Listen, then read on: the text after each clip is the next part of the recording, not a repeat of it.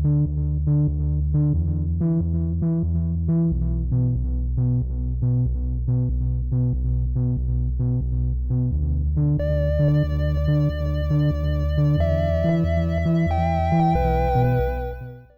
então, olá a todos. Esse é o primeiro diálogo de alguns diálogos que vamos fazer nesse canal, vamos trazer para esse canal. E a gente não poderia começar de forma melhor, né? Hoje a gente tem uma convidada muito querida, que é a Ana Carolina Teixeira. Ela é professora universitária, psicóloga, psicanalista, coordenadora de um CAPS, foi nossa professora, e a presença dela para começar esse primeiro diálogo é muito significativa. No mês de maio a gente comemora a luta antimanicomial. E a Ana Carolina, né, uma psicóloga que está à frente de um CAPS, né, batalhou muito pelo CAPS da cidade de Nova Friburgo, que a gente tem, né? E a gente gostaria de começar, então, pedindo para ela se apresentar da forma como ela está melhor, né, do lugar que ela está melhor. Fique à vontade, Ana. Muito obrigada pela sua participação também. Gente, eu que agradeço a todos vocês, Marta, Matheus, Carol, né, minha xará, Judson. Para mim está sendo uma honra participar não só de uma gravação como essa, mas do processo desse nascimento, né? Aliás, eu conheço vocês desde que vocês começaram a nascer como psicólogos e agora já formados nesse novo processo, nessa nova etapa. Então, começo desejando aí muita sorte nesse empreendimento e que vocês possam trazer muito conhecimento, muita fonte de discussão, de reflexão para a população de uma forma geral, em relação a temas tão importantes como esse que eu acho que a gente vai discutir hoje. E aí acho que a apresentação já foi muito bem feita, né? Agradeço muito. Sou psicóloga de formação, tenho interesse particularmente acentuado pela psicanálise e pela saúde mental, em função da forma como a psicanálise entende o trabalho em diversos campos de atuação. Tenho uma formação muito marcada pelo estudo do trabalho com pacientes com quadros mais graves, daí a minha inserção no campo da saúde mental. E como você falou, eu tenho esse privilégio também de estar contribuindo com a formação de novos profissionais. Trabalho tanto na rede pública quanto na rede privada, como vocês falaram, né? Eu trabalho como psicóloga. No SUS, eu sou concursada da Prefeitura Municipal aqui de Friburgo, na região serrana. Sou concursada como psicóloga, mas já há alguns anos que eu venho exercendo algumas outras funções, como de coordenadora de CAPS. E na universidade eu dou aula para o curso de psicologia, curso de especialização aí de teoria clínica psicanalítica, de saúde mental. São as minhas principais áreas de interesse. Carol, eu queria começar perguntando e pedindo para você falar um pouco sobre os centros de atenção psicossocial, porque nem todo mundo conhece. E seria legal a gente começar a entrevista você falando um pouco o que é um centro de atenção psicossocial, né, que recebe a sigla de CAPS, e como funciona. Como você falou, os CAPS, eles são destinados ao trabalho com pacientes, os usuários, que acho que é o termo mais adequado, sujeitos que têm algum transtorno mental, alguma complicação na área da saúde mental de maior complexidade, quer dizer, são serviços destinados a pessoas que têm algum quadro, algum transtorno mental, e esse transtorno mental ele precisa ser visto de formas diferentes, não só de forma clínica. O mais importante é destacar que os centros de atenção psicossocial, como o nome diz, oferecem atendimento não apenas clínico às pessoas que possuem algum sintoma ou algum transtorno mental, oferecem uma atenção psicossocial.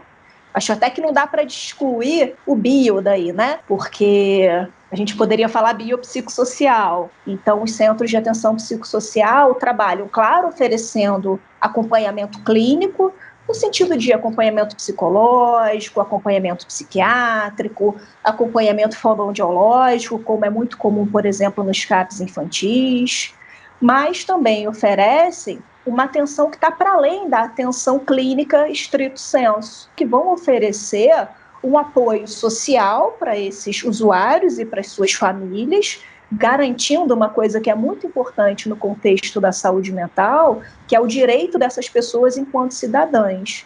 Então, sempre que a gente pensa no CAPS, a gente vai pensar numa casa, né, numa unidade de saúde, que vai ofertar atendimento clínico, sim, para aquele quadro que o paciente tem, e o atendimento clínico pode ser medicamentoso, pode ser psicológico, fonoaudiológico, de enfermagem, como a gente falou, mas é um acompanhamento que está para além disso, entendendo que um quadro que a pessoa apresenta, ele não é perpassado apenas por uma dimensão clínica. Então, existem fatores sociais que contribuem para o surgimento daquele quadro, manutenção, agravamento e melhora, e a gente quer que seja a melhora. Existem questões políticas que contribuem para isso também, existem questões culturais, questões psicológicas. Então, qualquer CAPS, ele vai trabalhar seguindo essa lógica de olhar aquele sujeito como um sujeito de direito, de deveres, um sujeito que é ativo na hora de ter o seu projeto terapêutico definido ali pelo CAPS, não é alguém que recebe cuidados. Por isso que a gente não costuma falar muito de paciente. Sempre que eu falo paciente, eu gaguejo um pouco, né? Porque o paciente, tradicionalmente, é aquele que fica deitado no leito recebendo cuidados de um profissional. Quando a gente fala de um CAPS, não. É alguém que vai participar ativamente da construção do seu tratamento. Eu acho que é por aqui, eu acho que não é por aqui. Agora, o mais importante para mim não é o remédio, agora o mais importante para mim é alguém ver minha família que não está bem, o mais importante para mim é que eu não tenho cesta básica, o mais importante para mim é que a escola não está tratando meu filho como acho que deveria, o mais importante para mim é que me olham de forma torta quando eu entro num comércio do bairro, só porque sabem que eu já passei por uma internação psiquiátrica. O que mais me acomete agora é que eu vou fazer 18 anos, eu tenho uma condição, né, de saúde mental e eu quero trabalhar e tenho dificuldades, então a minha demanda agora é para entrar no mercado de trabalho. Então, os CAPs vão trabalhar seguindo essa lógica e oferecendo um tratamento aí, acho que isso é importante de falar para a população também, em vários regimes de atenção. Então, nós temos usuários que vão frequentar o CAPS uma vez por mês, de 15 em 15 dias, uma vez por semana, vão ali, fazem o seu acompanhamento e vão embora. Essa hipótese é talvez a melhor, porque significa que esse usuário está na escola, ele está no trabalho, ele tem a família dele, então ele já está inserido ali na sociedade, só que ele precisa de um acompanhamento para continuar podendo ter a vida dele amorosa, de trabalho, né, social, mantida. E nós temos também aqueles usuários que precisam de uma atenção mais intensiva ou semi-intensiva. Então, os CAPs, contrariamente ao que a gente encontra, por exemplo, como modelo nos postos de saúde, eles funcionam diariamente de segunda a sexta-feira. Então, nós temos usuários que podem passar todas as manhãs com a gente, todas as tardes com a gente, todos os dias num tratamento mais intensivo, se isso for preciso. Agora, claro que avaliando caso a caso e vendo o projeto terapêutico de cada usuário. Então, aí a gente entra numa especificidade dos CAPs também. O tratamento ele não é igual para todo mundo.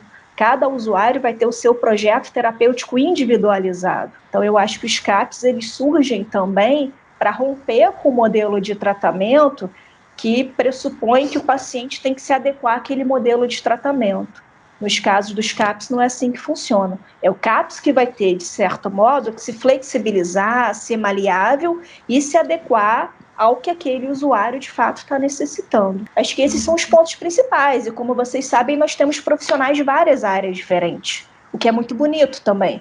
Então, o usuário ele vai ser visto pelo psiquiatra, pelo pediatra, se for o caso, pelo clínico geral, pelo psicólogo, pelo artesão, pelo oficineiro, pelo educador físico, pelo fonoaudiólogo, pelo técnico de enfermagem, pelo cozinheiro, pelo auxiliar de serviços gerais, pelo acompanhante terapêutico. Então, é um serviço que vai pressupor que o paciente vai receber vários olhares diferentes.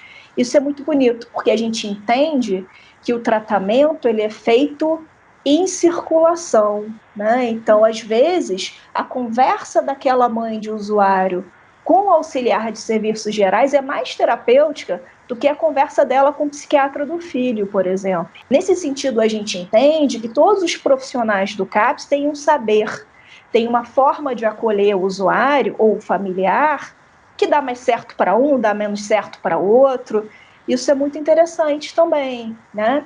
Porque a gente respeita, nesse sentido, a escolaridade de cada um, a cultura de cada um, a crença religiosa ou não de cada um, né? Na medida em que tem vários profissionais muito diferentes uns dos outros, que vão ter olhares muito diferentes uns dos outros sobre aquele usuário, né? E vale frisar também, né, que há diferentes modalidades de CAPS, né? Para atender populações específicas, né? Se você puder falar também brevemente disso, né? Para as pessoas poderem ter exatamente. Os CAPs, eles são divididos de acordo com a demografia ali, né, do espaço, do território, né, com as características daquela população, em termos de quantitativo populacional mesmo. Então, nós temos CAPs de maior porte, de menor porte. Então, o CAPs de um município muito grande, ele vai ter uma equipe maior. O CAPs que funciona no município com uma população menor, de 30 mil habitantes, vai ter aí um quantitativo de profissionais também reduzido de acordo ali com a demanda, mas para além disso nós temos uma divisão dos CAPs de acordo com o perfil dos usuários. Então nós temos um CAPs só para infância e adolescência, como é o caso do CAPs infantil, no qual eu trabalho. Nós temos CAPs que são destinados ao trabalho com pacientes adultos com transtornos mentais. Aqui em Friburgo nós também contamos com esse CAPs, que é o CAPs 2. E temos um CAPs que é destinado aos pacientes que têm alguma questão ali mais complexa relacionada ao uso de álcool e outras drogas, que são os chamados CAPs AD, CAPs para álcool e drogas. Isso mostra o quanto cada usuário vai ser encaminhado para um CAPs que está de acordo com as necessidades dele. Carol, você é coordenadora de um dos CAPs aqui, né, do CAPs infantil, e a gente queria que você falasse um pouco como é ser coordenadora de um CAPs, né, como é que é essa experiência. Aí a gente entra numa pergunta que a primeira palavra que vem à minha cabeça é desafio, porque, como eu disse para vocês, eu sou psicóloga de formação. Então, tem coordenador de CAPs que é psicólogo, tem coordenador que é assistente social, tem coordenador que é enfermeiro, que é médico, enfim.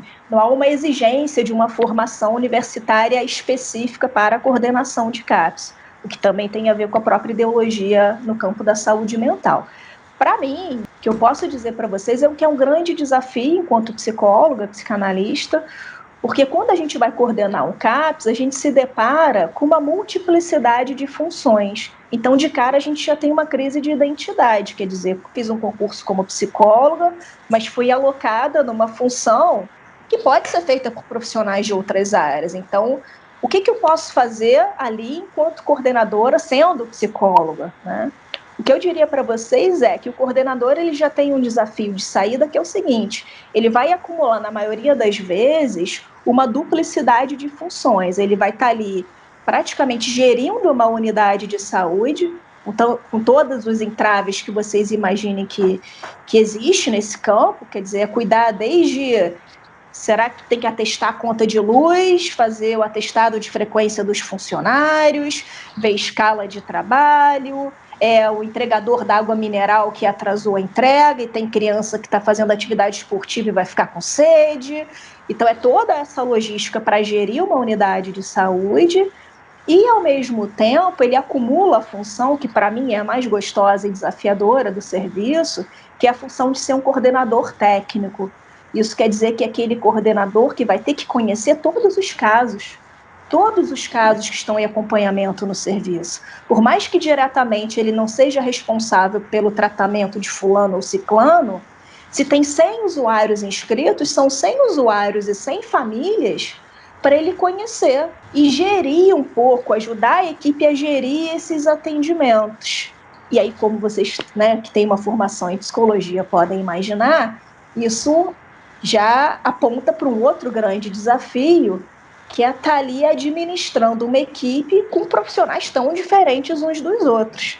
Esse, para mim, eu acho que é o maior desafio, né? É ter uma equipe que cada um tem uma perspectiva diferente do que é a vida, do que é o trabalho, escolheu profissões diferentes, com histórias de vida diferentes, que vem de comunidades diferentes, com linguajar diferente, e todos aqueles profissionais atendendo os usuários. E muitas vezes os pontos de vista não batem, né? Se chocam. E o coordenador ele está ali para mediar um pouco isso em prol do tratamento. Tem os problemas de equipe que surgem, e é bom que surjam mesmo, né? Se não surgem, eu acho que a gente tem um problema. Então, para mim, esse é o maior desafio. Pegar esses olhares todos, é respeitar todos, é tentar ter consenso quando tem que ter consenso, é respeitar a discordância quando tem que respeitar a discordância. Esse timing e essa sensibilidade, eu acho que é a maior exigência que um coordenador sofre. E aí eu diria uma coisa para vocês, é como se fosse uma família. A gente trabalha com famílias E a equipe de um CAPS é como se fosse uma família, que almoça no serviço também, que toma café no serviço também, que usa o banheiro do serviço, os profissionais transitam por funções diferentes, às vezes aquele profissional adorou aquele usuário e tem um sentimento paternal com aquele usuário, maternal, aí tem o outro profissional da equipe que também queria atender aquele usuário e tem ciúme, isso é natural, aconteceria numa família entre irmãos. Ali também acontece. Inclusive, assim, só para pontuar, é muito interessante, porque como nós lidamos com famílias com muitas questões na área da saúde mental, muitas famílias que repetem muitos sintomas, que já estão muito desgastadas, sofridas, às vezes desesperançosas, e dá para a gente entender isso. Às vezes são famílias que têm uma comunicação muito complicada. E aí, quando um serviço começa a atender muitas famílias assim, muitos usuários assim, é natural que os profissionais da equipe comecem a apresentar todos esses traços de falta de comunicação, de ficarem desesperançosos, desgastados. E aí o coordenador é aquele que vai ter que estar um pouco de fora e dentro, olhando para aquilo, para tentar identificar essas situações quando elas acontecem, de forma a manejar isso com toda a equipe. Então os desafios são desde desafios burocráticos a desafios técnicos também, clínicos. Carol, a gente separou uma pergunta que já está um pouco no que você está falando, né, dos desafios enquanto coordenadora, e também a gente queria saber um pouco da sua percepção enquanto os desafios que os profissionais daí enfrentam. Quais desafios você percebe na equipe ou nas diferentes profissionais e diferentes áreas? E mais uma pergunta que eu queria emendar é: nesse contexto de pandemia, né, que a gente está vivenciando, que esse vídeo está sendo gravado agora, né, a gente está imerso no isolamento social, crise política, enfim. Você percebe que novos desafios surgiram ou se mantêm os mesmos? Você pode falar um pouco mais sobre isso? Eu tive um privilégio que foi o seguinte, aqui em Friburgo, eu estou tendo a chance de, já há alguns anos, estar participando desse projeto que é de construir um CAPS infantil, que agora já existe enquanto tal, enfim, mas eu participei desse projeto desde o início, né? E aí eu te diria que um grande desafio que a gente não pode desprezar nós estamos num município que nunca teve um CAPS infantil, por exemplo. E aí, quando esse município, de forma muito firme, ética, diz vamos ter um CAPS infantil, a gente se depara com o seguinte: nenhum profissional do município trabalhou em CAPS infantil antes. Nós temos um CAPS aí para adulto, que é o primeiro que a gente tem, historicamente, aqui no município, mas nenhum tinha trabalhado em CAPS infantil, eu também não. Então, esse é o principal desafio que eu acho que a gente não pode esquecer. E aí eu acho o seguinte, aí a gente vê o poder do desejo, porque quando essa equipe foi sendo montada, e vários profissionais já passaram por ela, saíram, por várias razões, algumas inclusive muito boas, porque foram fazer outras coisas que queriam, enfim. A gente vê o quanto que sustenta um serviço como esse é o desejo de trabalhar com criança, é o desejo de trabalhar com adolescente. Então, num primeiro momento, o que sustenta uma equipe de um CAPS é o desejo, é mudar para uma casa, é dar uma cara para aquela casa, é transformar uma casa numa casa acolhedora e não numa clínica, digamos assim, é tentar transformar aquela casa numa casa mesmo, que os usuários possam circular, que todos sintam que fazem parte daquele processo, e não numa clínica fria, ou não num posto de saúde, porque a proposta não é essa. Então, o principal desafio dos profissionais do CAPS infantil de Friburgo, talvez, tenha sido isso. Todos vieram de realidades muito diferentes. O nosso médico, por exemplo, que vocês conhecem, ele nunca tinha trabalhado com criança. Ele é homeopata de formação, né? Mas aí quando viram para ele e falam assim, você topa o desafio? Topo, tô dentro. Quando vira para a psicóloga XYZ, você topa? Topo, tô dentro. Quando vira para o assistente social, topa, topo. E com o educador físico, que é um professor de educação física, que nunca trabalhou no CAPS, o artesão é um artista. Ele está acostumado a fazer os produtos dele e expor nas feiras. A oficineira a mesma coisa, e de repente todo mundo se junta e fala, vamos montar um CAPS infantil. Mas que raio de CAPS infantil é esse? É a principal pergunta. E aí eu acho muito bonito dizer o seguinte, o mais legal para mim é que foi uma equipe que não teve medo de se colocar essa pergunta. Então esse é um grande desafio. Para além dos desafios de estar num CAPS, quando a gente começa a formar um CAPS, o desafio é poder se perguntar o que é um CAPS e responder isso entre a própria equipe, admitindo a ignorância de cada um no bom sentido. Por favor, a minha equipe vai ver isso depois e eu não estou chamando ninguém de ignorante no sentido pejorativo, não. Eu estou valorizando a ignorância nossa, né? Porque nós tivemos que construir um saber juntos. E aí foi conversando, foi lendo, foi assistindo vídeo. Alguns anos atrás ligamos para vários CAPs infantis do estado do Rio, fomos a fórum no Rio para conversar com pessoas que trabalham em outros CAPs, visitamos CAPs infantil em Niterói e fomos juntando os saberes, compartilhando, conversando com o pessoal que já trabalha aqui em Friburgo com CAPs há mais tempo, né? Então esse foi um grande desafio. Cada um dentro da sua profissão entender qual é o seu lugar no CAPS. Eu acho que para além de saber executar tarefas muito bem, esse é o principal desafio que a gente tem, é cada um entender, poxa, qual é a função de um psicólogo no CAPS? Qual é a função de um assistente social no CAPS? Qual é a função de um médico no CAPS? Qual é a função de um cozinheiro no CAPS? Então, isso, para mim, é o que é mais difícil para os profissionais que atuam nesse serviço, que tem essa particularidade. É a cozinheira entender que ela é tão importante quanto o médico, o psicólogo, da condução de um tratamento. É o artesão entender a importância do trabalho dele para aquele usuário, que às vezes nem conversa com o psicólogo, às vezes nem fala, mas com o artesão, com a oficineira, com o educador físico, fala a linguagem corporal, se comunica. Então, isso para mim é o mais importante. Aí eu acompanho esse desafio desde o início, vejo isso no dia a dia como é cheio de idas e vindas e crises de identidade, usamos muito essa expressão lá, né? Estamos vivendo uma crise de identidade. Hoje a gente já vê que a coisa tomou forma, já está tudo mais assentado, mas faz parte do nosso trabalho daqui a pouco dar uma deslizada de novo e volta. E no contexto da pandemia, essa é uma grande pergunta. Nós estamos aí já há alguns meses nessa situação da pandemia, aqui no nosso município, pelo que a gente observa, caminhando para o pico, né, com muitos leitos já ocupados, inclusive no hospital do município. A informação que a gente tem é que, pelo menos que os veículos de comunicação nos disseram, é que é 100% de ocupação de leito, não é isso? Vocês devem estar acompanhando também. Então, os desafios são muito grandes.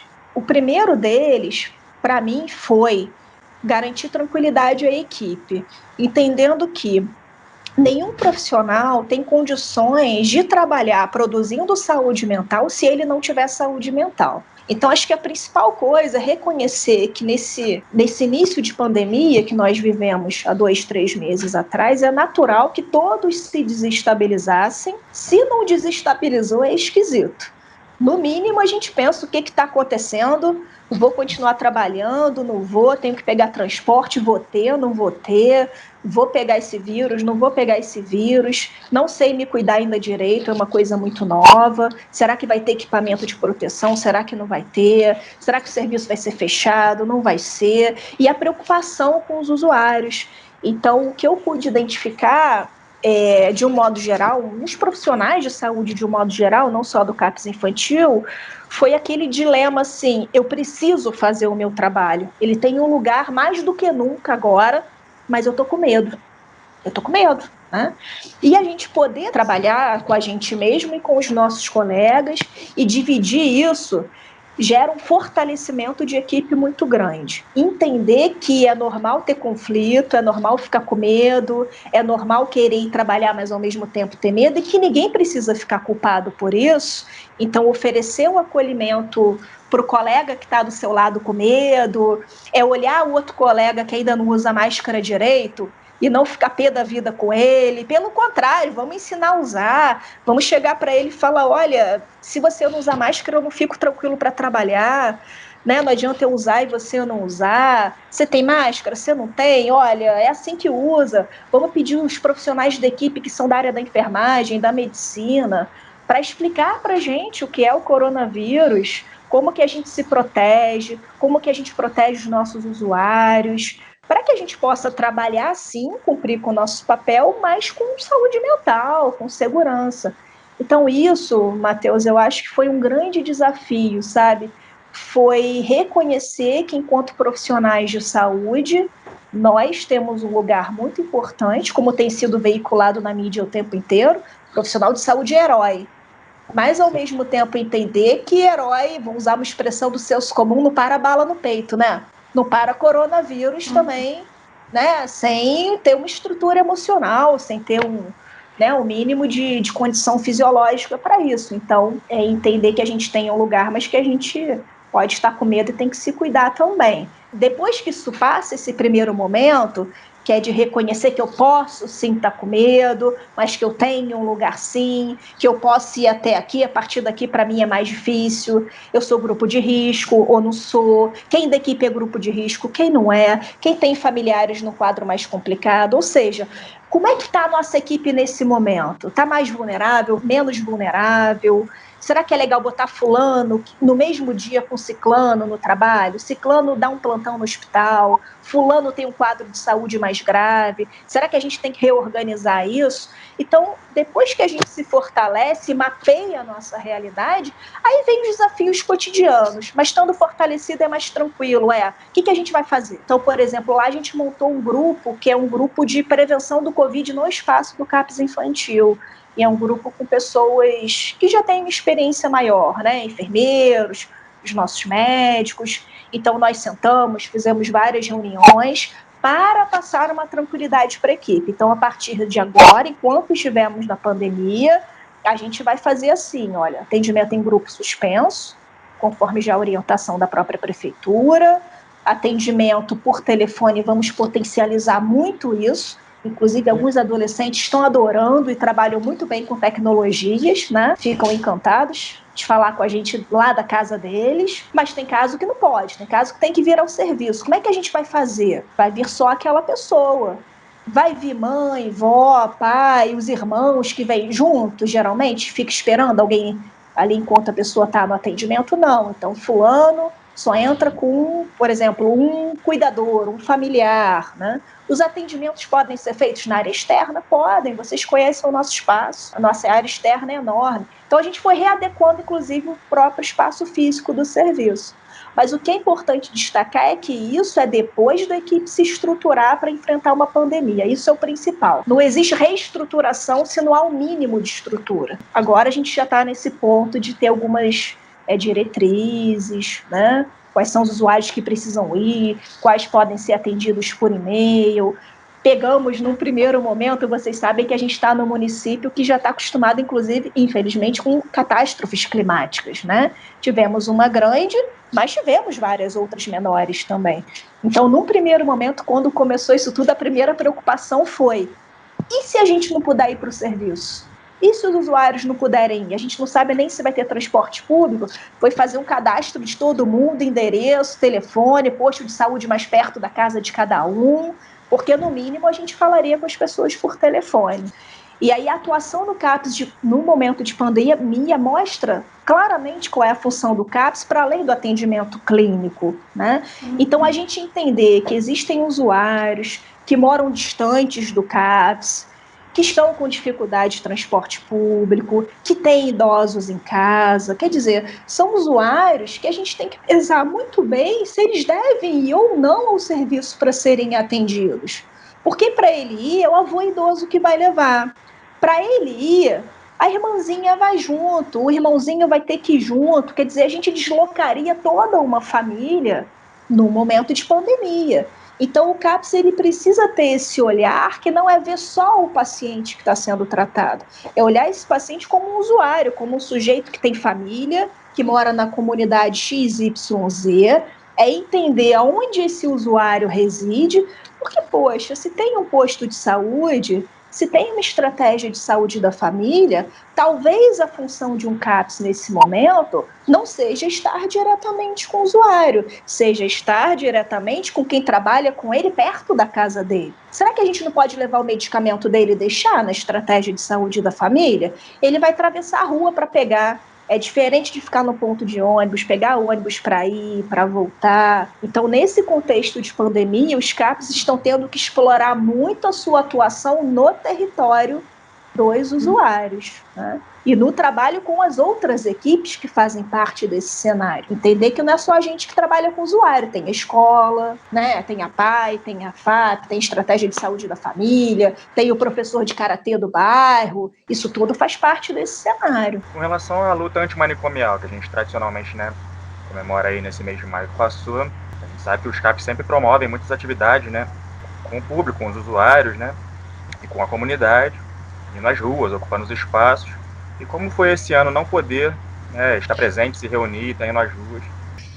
Nós tínhamos já iniciado um planejamento para essa luta antimanicomial, acho que seria a luta que teria o maior planejamento de todos os anos. Nós começamos muito cedo a pensar nisso. Pensamos em vários eventos alternativos, enfim, a saúde mental como toda do município, né? Muitos eventos no território, vinculados à arte. Cada serviço iria ali estar expondo seu material de trabalho também produzido pelos usuários. Agora eu te confesso, já que a gente está aqui num bate-papo honesto, que eu fui lembrar do dia da luta antimanicomial, já era meio-dia.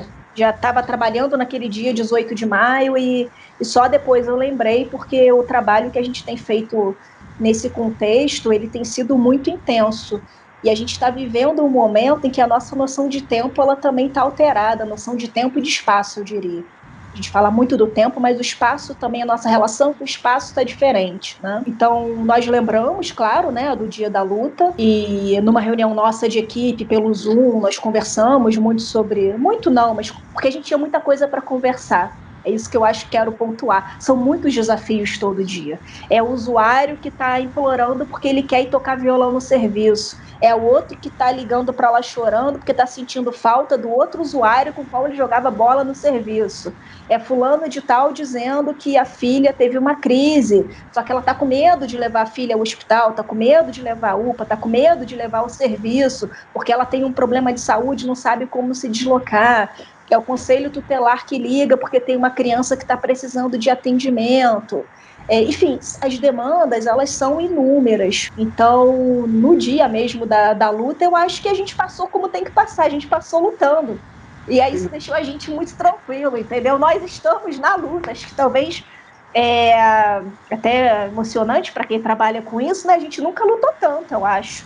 Porque é uma luta diária, inclusive para passar por cima dos nossos receios, dos nossos medos, né? E no momento em que a gente tem que flexibilizar, tem que ter jogo de cintura, tem que incluir alternativas, por exemplo, fulano não está bem, mas não adianta aumentar o remédio do fulano.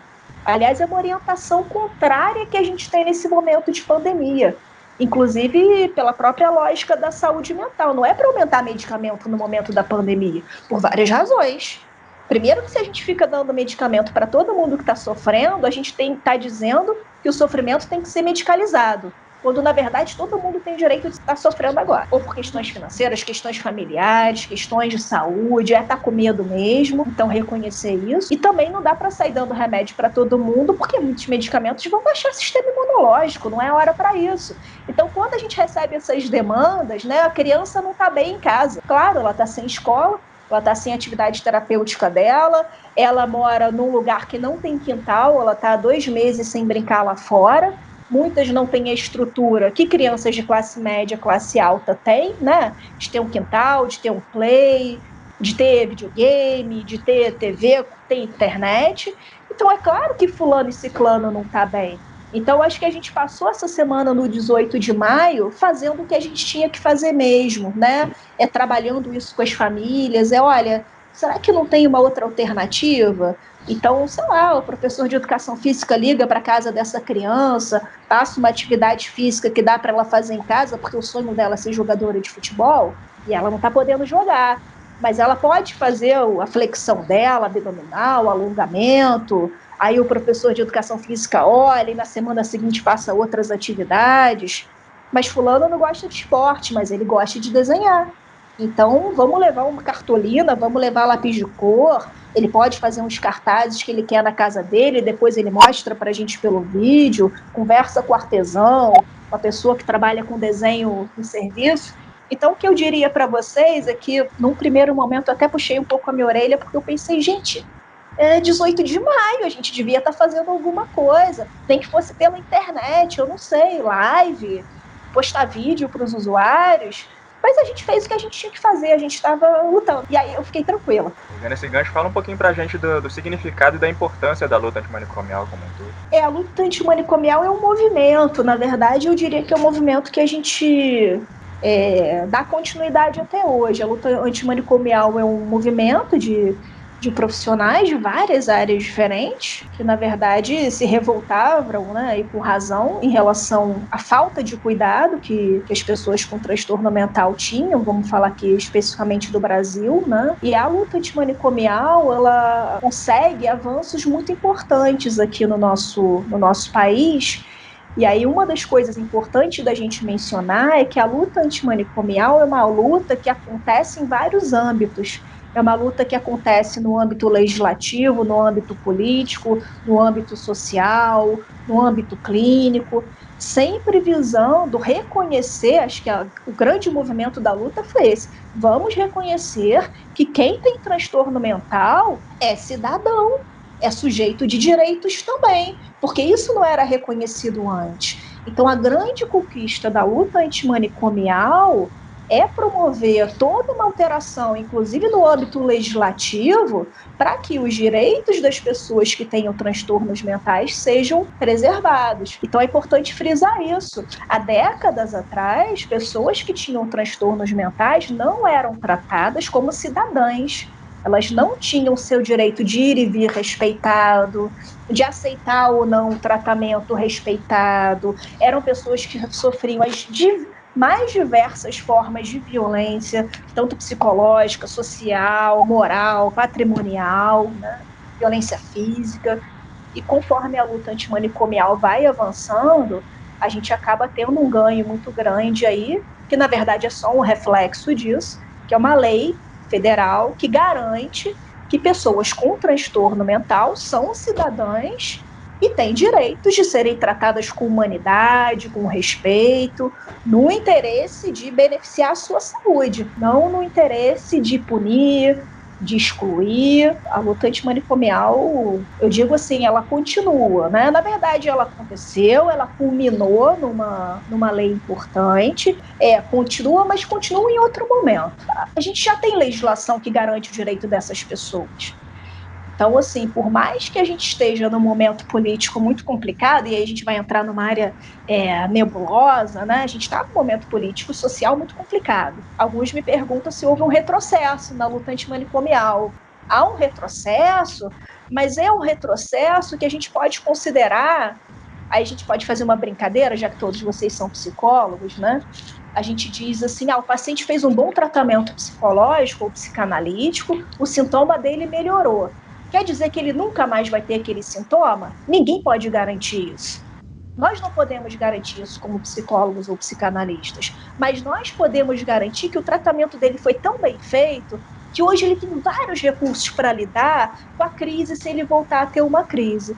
Ele pode ter aquele sintoma de novo 2 anos depois, 10 anos depois? Pode, mas não vai ser na mesma intensidade. Não vai ser paralisante como foi da primeira vez, porque ele já fez um tratamento, e se esse sintoma aparecer, ele hoje tem outros recursos psicológicos para lidar com o sintoma dele. No campo da luta antimanicomial é a mesma coisa.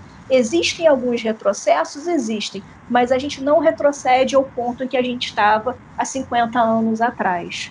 Existem retrocessos, mas existem pontos de resistência muito importantes. Olha, pode retroceder até aqui, daqui para trás não vai. Inclusive porque existem leis. E se a gente tem conhecimento dessas leis, é só a gente estar ali, não pode, isso aqui não pode. Nós temos órgãos de garantia de direitos, existe alguma coisa que já mudou em termos sociais também, né? Então é como se a gente estivesse vivendo, assim, um conflito, né? O conflito psíquico a gente extrapola para um conflito social. Tem pessoas que acham que pessoas com transtorno mental têm que estar na escola, têm que estar no mercado de trabalho, tem pessoas que não. Não existe um consenso. Mas existe uma parte da população que já internalizou que não, meu filho tem o direito de estar na escola sim, sendo autista ou não. Não, eu tenho transtorno mental, mas eu tenho o direito de entrar no shopping sim. Eu posso escolher o meu tratamento sim, eu posso falar, eu posso perguntar. Eu tenho que ter o direito de virar para o médico e falar, não gostei desse medicamento, por favor, vamos ver outro. Então, na verdade, esses marcos, eles permanecem até hoje. Eu acho até importante a gente destacar isso, né? Acho um risco ficar repetindo que a reforma psiquiátrica ou a luta antimanicomial regrediu. Regride em alguns pontos, sim, mas não vai regredir mais do que certos marcos aí vão permitir. Vamos dar o braço à parte saudável da nossa sociedade, como a gente faria com o paciente, né? E é isso que a gente tem que fazer nesse momento, inclusive de pandemia, né? São as pequenas práticas que mantêm esse movimento de luta também. Sim. São. Os próprios usuários falam, não, esse é meu lugar, eles sabem os direitos deles, né? Eles sabem que eles podem circular, os familiares também sabem, tem profissionais que sabem, que desejam isso.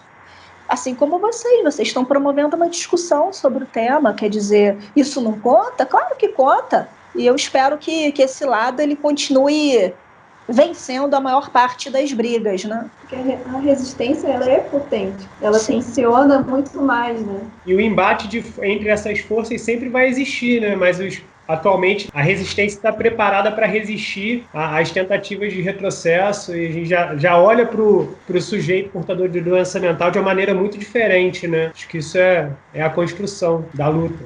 É um pouco como você disse, né? Existem fissuras que são criadas ali que não fecham mais, né? Certos pontos que a gente não volta atrás mais. Isso. Já foi posto aí, né? E é aquele negócio, né, gente? Destacar que a luta antimanicomial, ela acontece, claro, no meio social, no meio cultural, tá na cabeça de cada um, enfim. Pessoas podem ter opiniões diferentes? Podem, inclusive sobre o que é um transtorno mental. Mas existe uma lei. Não é porque você discorda que você não tem que seguir. Isso pra gente tem que estar muito claro, né? Chegando ao finalzinho, né, do nosso diálogo, aí mais uma pergunta, a gente acha relevante pensar, né? Os CAPs, eles ficam na parte central da cidade por uma razão, né? Ok, né, para facilitar o acesso, e isso é muito importante. Mas como é que fica, né, para pessoas que moram, que habitam lugares mais distantes, como áreas rurais, periféricas, para ter acesso aos CAPs que às vezes ficam muito longe de onde eles moram? Para mim, Marta, de todas as perguntas que vocês fizeram, essa talvez fosse aquela pergunta que dá um encontro só sobre isso, viu? E seria muito proveitoso se em algum momento a gente pudesse conversar sobre isso, inclusive com outras pessoas, sabe? Até líder de bairro mais distante, né? Associação de moradores, porque eu penso assim, a gente, por exemplo, está em Nova Friburgo, né? Nova Friburgo enfim, região serrana e tudo, e nós temos muita zona rural aqui, vocês sabem disso, né? Tem localidades que eu nem sabia que existiam, só fico sabendo por conta do meu trabalho no CAPS. E eu vou dizer o seguinte para vocês, os maiores desafios que eu encontrei no meu trabalho no CAPS até hoje foi lidar com essa situação que você está trazendo. É um desafio lidar com a construção de política? Tem casos graves, tem casos relacionados à crise, como que a gente maneja uma crise agora.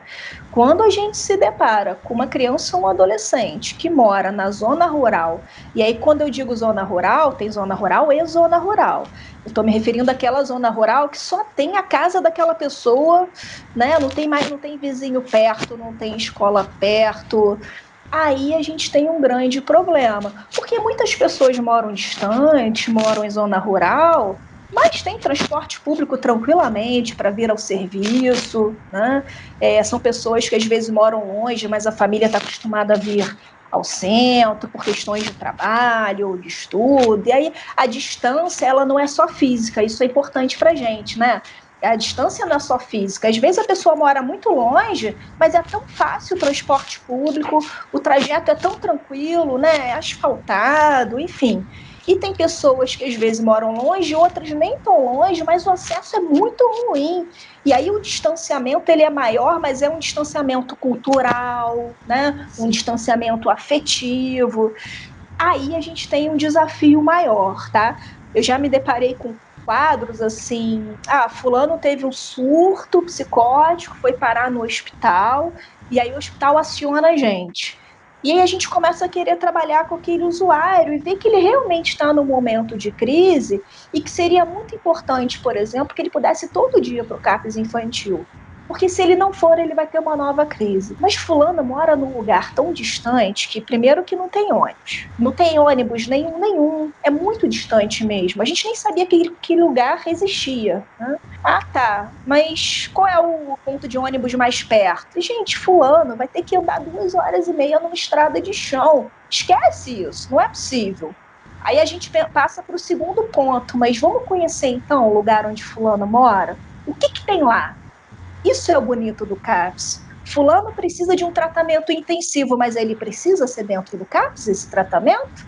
Ou será que o CAPS não pode ajudar a organizar uma rede de cuidado próximo aonde fulano mora? Quer dizer, o que tem lá onde fulano mora?